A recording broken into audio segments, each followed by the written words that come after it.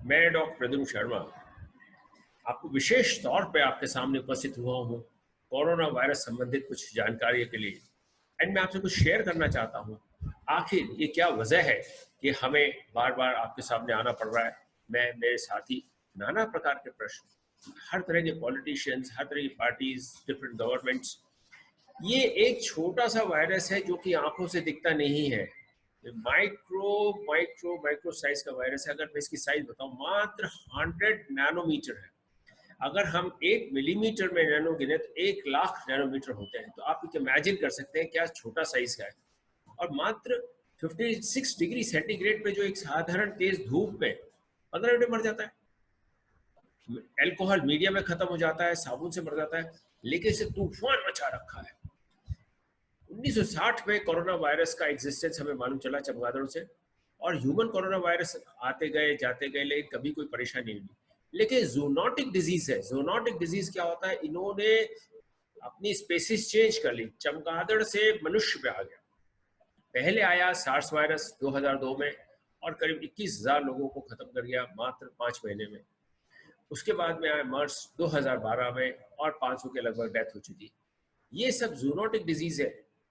किसी न किसी प्रकार से ये चमगादड़ से या किसी स्नेक से या पेंगोलिन से ऊपर जंप करके मानव शरीर में आ गया। और अभी आप देखिएगा, पिछली 27 दिसंबर को first reported by doctor Yang, who is an president Wuhan medical university. उसके he is a president, he is a multiple sclerosis उनको हुआ है, मायोट्रोपिक लेटरल स्क्लेरोसिस हुआ है, but he is because he is a virologist and is a president. उन्होंने बताया कि ये वायरस एक हमें मिल रहा है, उसके कुछ कॉमन सिम्टम्स हैं, लेकिन they are atypical pneumonias. And first death हुई 7 जनवरी को। और 11 जनवरी को चाइना ने इसका जीनोम डिकोड करके पूरे विश्व में बता दिया कि भाई ये सिंगल स्ट्रैंड आरएनए वायरस है। एचआईवी वायरस होता है डबल स्ट्रैंड आरएनए वायरस। इसको हम अगर कहें विषाणु तो अतिशोक्ति नहीं होगी कि विषाणु क्या होता है। वैसे तो ये निर्जीव होता है, लेकिन जैसे मनुष्य के शरीर में प्रवेश करता है तो ये एक्टिव हो जाता है और मल्टीप्लिकेशन शुरू कर देता है। तो सबसे बड़ी प्रॉब्लम ये विषाणु बैक्टीरिया से बहुत अलग होता है। इसके अंदर मेटाबॉलिज्म नहीं होता, शरीर के बाहर निर्जीव होता है, इसके अंदर कोई एक्टिविटी नहीं होती, साइटोप्लाज्म नहीं होता। तो जब ये मनुष्य शरीर में प्रवेश करता है तो पहला केस मात्र, आप देखिएगा, हम अगर इसको मोटे मोटे तौर पे जनवरी से लें तो आज चौथे महीने दुनिया भर में तबाही मचा दी। कहाँ तक तबाही मचा दी? 31.5 लाख लोग इससे संक्रमित हो गए और करीब 2 लाख से अधिक डेथ हो चुकी है।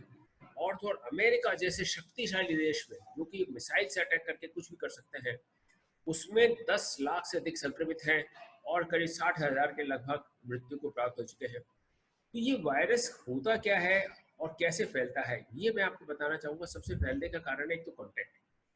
कॉन्टैक्ट मतलब डायरेक्ट किसिंग, हैंडशेक।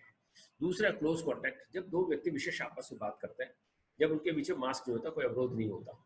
तीसरा चीज है, जब आदमी बोलता है तो एक एरोसॉल जनरेट करता है। तो 3 से 6 फीट तक हवा में एरोसॉल होता है, उसमें 2 से 3 घंटे वायरस तो सस्पेंडेड रहता है एयर में, ड्रॉपलेट्स में।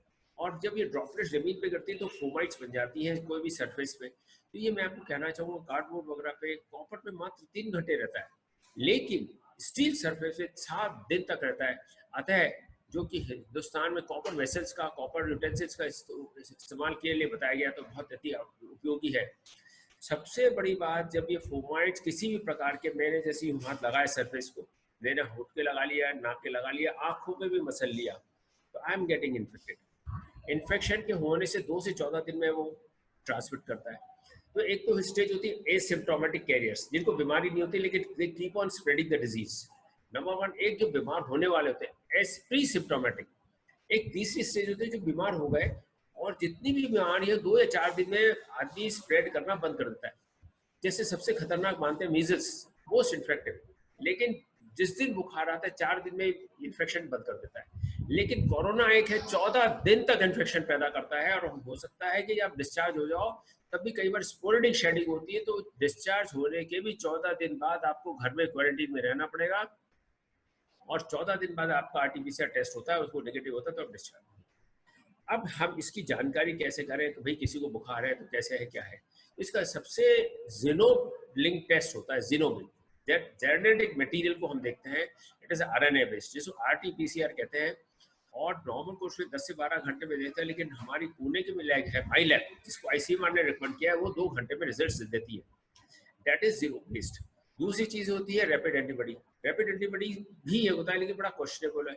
तीसरी चीज, इससे दिल को संक्रमित होता है, मोटापे के लोगों को अधिक संक्रमित होते हैं, और डायबिटीज है, ओबेसिटी, हाइपरटेंशन, हार्ट डिजीज, इनको बहुत अधिक करता है। 10 में से 7 लोग मृत्यु को प्राप्त हो जाते हैं, वो तो प्राइमरली मेल इन्फेक्शन, मेल में, और दूसरे 65 साल के ऊपर। और इसका कोई इलाज नहीं है। सबसे बड़ा इसका व्यवहार है कि वैक्सीन वैक्सीन वैक्सीन। लेकिन अभी भी डियर फ्रेंड्स, हम बहुत दूर हैं। गवर्नमेंट ने एनिमल ट्रायल हटा दिया है, सीधी ह्यूमन ट्रायल पे चल रहे हैं। 6 कंपनीज है विश्व पे जो कि ह्यूमन ट्रायल पे चल रही है, लेकिन अभी भी मंजिल दूर है। करीब हमें 1 साल तक लगेगा जब ये प्रैक्टिकल यूज में आने लगेगा, और फिर भी हमें देखना पड़ेगा कितना प्रतिशत ये वैक्सीन इफेक्टिव है। अतः दोस्तों, एक तो आप मास्क का उपयोग अवश्य करेगा, बिना मास्क के घर से बाहर न निकले, नंबर 1। Number 2, social distancing. आप डिस्टेंसिंग अवश्य करेगा, जिससे एरोसॉल से बचेंगे। और एक हैंड हाइजीन, जैसे मैंने ये रख रखा है, टिश्यू साथ में है, और ये बार बार हर पेशेंट को देखने के बाद में मैं हाथ धोता हूँ, बार बार हाथ साफ करता हूँ। अगर हाथ गंदे आते तो हैंड वॉश 20 सेकंड तक हैंड वॉश करना पड़ता है।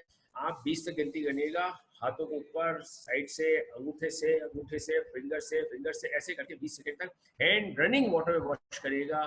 फ्रीक्वेंट हैंड हाइजीन, 3 चीजें हैं स्पाइन जिससे आप बच सकते हो। अगर बीमार हो गए तो आपको कोई नहीं बचाएगा। प्लाज्मा थेरेपी भी है, बहुत सारी चीजें हैं, भगवान के अलावा कोई नहीं जानता। लेकिन इससे बचने का सबसे तरीका है सोशल डिस्टेंस, मास्क, और सबसे बड़ी है फ्रीक्वेंट हैंड हाइजीन। 3 चीजों का उपयोग करेगा, बीमार होने से बचाओगे। ये हमारी बीमारी नहीं है, बाहर से बीमारी है, ये इसको अंदर न घुसने दो। कोरोना आपका कुछ नहीं बिगाड़ेगा। साथ ही साथ आपको इम्यूनिटी मेंटेन करनी पड़ेगी, आपको डाइट रेगुलर लेनी पड़ेगी, स्लीप आपको पूरी लेनी चाहिए। विशेष तौर पर कलरफुल फ्रूट्स खाइएगा, जितने भी कलरफुल फ्रूट्स हैं उनका उपयोग अवश्य करेगा, और इम्यूनिटी मेंटेन कर लेंगे। अनुलोम विलोम, प्राणायाम, सूर्य नमस्कार, ये योगिक एक्सरसाइजेज है। और भोजन में आप प्रेफरेबली कॉपर वेसल्स का यूज करिएगा, आपको कोरोना टच नहीं करेगा, आपकी इम्यूनिटी बनी रहेगी। बहुत बहुत नमस्कार।